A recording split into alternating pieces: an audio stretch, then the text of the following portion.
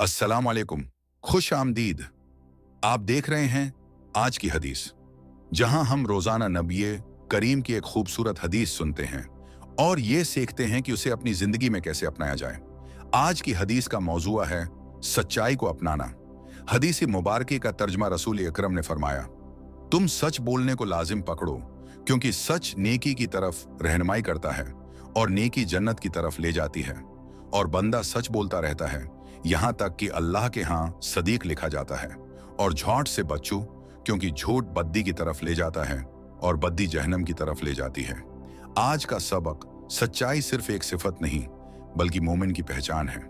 जो इंसान सच बोलता है वो अल्लाह के नजदीक सद्दीक के दर्जे पर फायज होता है।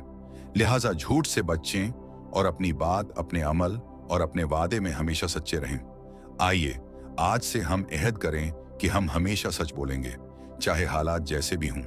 अगर आप हमारे चैनल पर नए हैं तो सब्सक्राइब जरूर करें, ताकि रोजाना आप तक पहुंचे एक नई हदीस और एक नया सबक। मिलते हैं इंशाअल्लाह कल एक नई हदीस के साथ।